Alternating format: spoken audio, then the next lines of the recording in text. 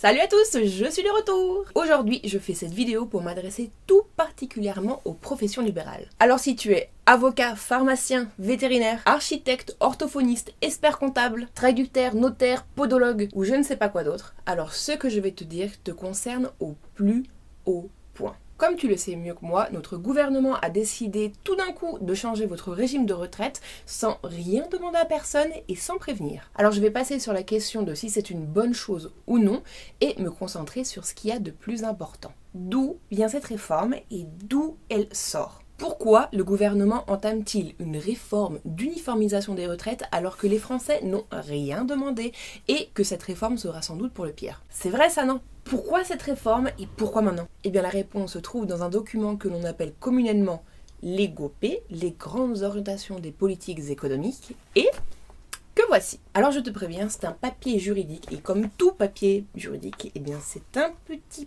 peu chiant à lire, mais par contre, il a une importance cruciale. Comme tu le vois, il est estampillé Commission européenne et là, je vous ai pris la version 2019-2020. Alors, qu'est-ce qu'on peut y lire dans ce document? Déjà, le titre. Recommandation du Conseil concernant le programme national de réforme de la France pour 2019. Il semblerait que l'on parle de nous. Alors, commençons la lecture. Le Conseil de l'Union européenne, vu le traité sur le fonctionnement de l'Union européenne et notamment son article 121, blablabla, je vous passe tout ça, ça veut dire en gros, vu tous les pouvoirs qu'il a, recommande que la France s'attache en 2019-2020, attention ça va être important, à réformer le système de retraite pour uniformiser progressivement les règles des différents régimes de retraite. Alors on récapitule. On a un document édité par l'Union européenne où le Conseil d'État recommande à la France d'uniformiser ses régimes de retraite.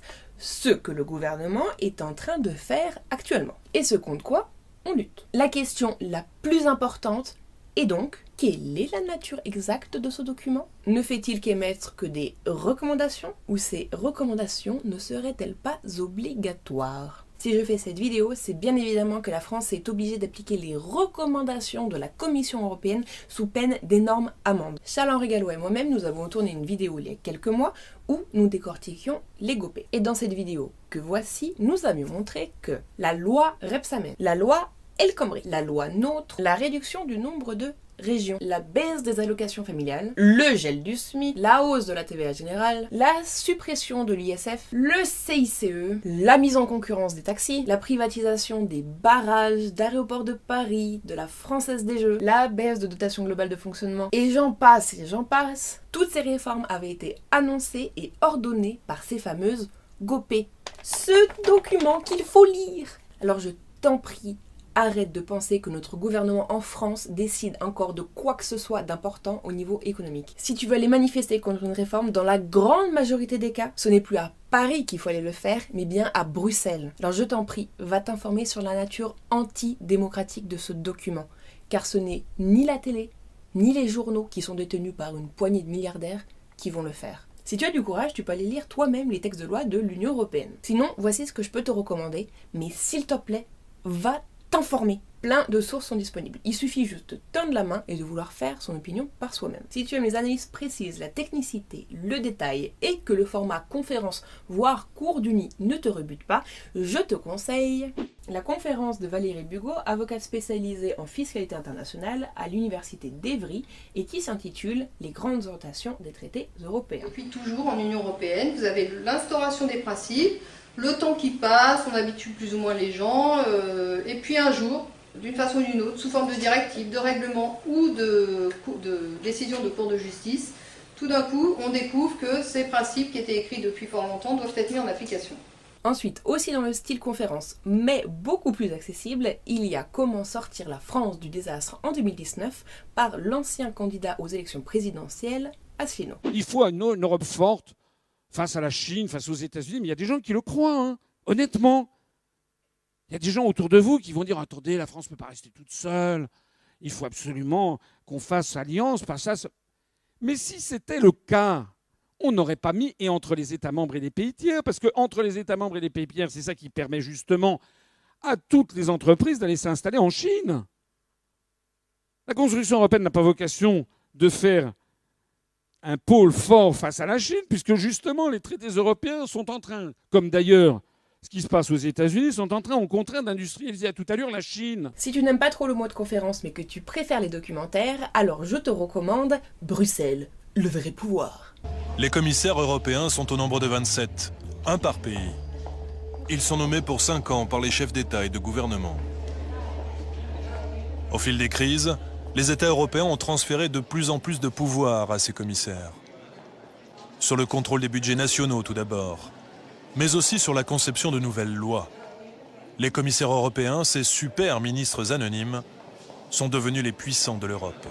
Il faut lentement mais sûrement comprendre qu'il n'y a plus de politique intérieure nationale.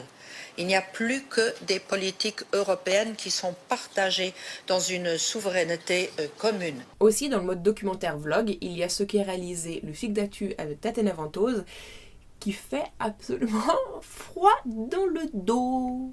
J'avais l'impression d'être vraiment dans 1984, avec un exercice de double pensée caractéristique, où on t'explique que la fin, à savoir porter une bonne image de l'Europe, justifie les moyens, justifie la surveillance de masse de tous les opposants politiques, justifie que l'UE organise des task force pour identifier qui porte un récit négatif par rapport à l'Union européenne et transmettre ces données-là au gouvernement de leur pays pour qu'ils puissent prendre des mesures. Enfin, on est vraiment dans l'ALU la plus totale. Et enfin, pour finir, si tu penses que les GoP ne sont que des recommandations, eh bien je t'invite à aller voir la vidéo que l'on a faite avec Charles-Henri Gallois il y a quelques mois. La Commission, justement, peut sanctionner chaque État membre si elle constate des écarts importants au niveau budgétaire et elle peut envoyer des avertissements aux États membres s'ils n'appliquent pas les politiques que la Commission recommande.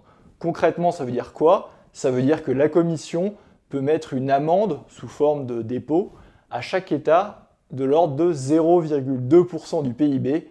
Pour la France, vous vous rendez compte que ça représente 4,4 milliards d'euros. Voilà, c'est tout pour moi. Maintenant, tu as plein de façons de t'informer et donc de mieux lutter. Prends ton destin politique en main.